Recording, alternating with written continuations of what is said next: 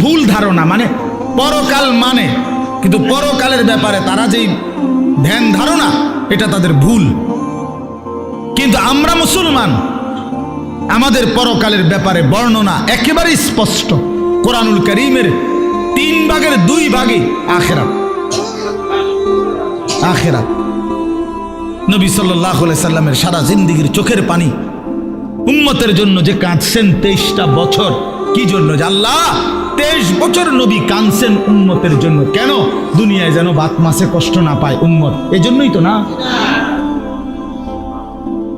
কথা বলেন। উম্মত যেন বাতে মাসে কষ্ট না পায়, দুনিয়ায় বউ বাচ্চা লইয়া যেন সুখে চলতে পারে, এই জন্যই তো নবীর 23 বছরের চোখের পানি, নাকি? তাহলে কি জন্য? কথা বলেন না, কোন জায়গার জন্য কাঁদছেন?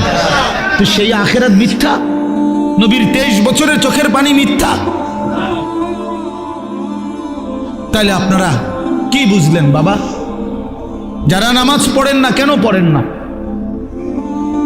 কি বুঝছে? মানে আমার লোক, আমার কথা হলো, আমার এটা মাঝে বুঝতে মন চায়, জানতে মন চায় যে একটা যুক্তি তো থাকবে যে হুজুর আপনি যত কথাই কন এটা এটা হইতো না, আমি এটা বুঝছি, আপনার নাম হুজুর ধরলো আমি বুঝছি, তো এইটা আমারে বুঝায় কন না।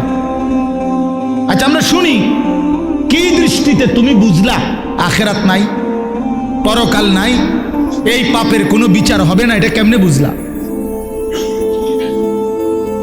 একটা যুক্তি তো থাকবে মানুষের। এই জন্য দয়া করে ভাবতে শিখেন। আমি আমার সবটুকু দিয়ে বলতে, আমি আজীবন চেষ্টা করছি আমার এই ছোট্ট জীবনটা বলতে বলতে আজ আর শরীর অনেক কাহিল হয়ে গেছে, ব্যস্ততা অনেক বাড়ছে, কিন্তু শরীর কি হয়ে গেছে? দুর্বল হয়ে যাচ্ছে, দুর্বল হয়ে গেছে। কিন্তু তবুও চেষ্টা করছি বলে যাওয়ার। অর্থ হইলে কথা বলা, বাবা আখিরাত সত্য, কবর সত্য, হাসর সত্য। প্রিয় বন্ধু, নষ্ট হইও না, ছেলেরা নষ্ট হইও না বাপ। পচে যাওয়া জিনিস কেউ গ্রহণ করে না, বখাটেকে দুশ্চরিত্রকে কেউ পছন্দ করে না।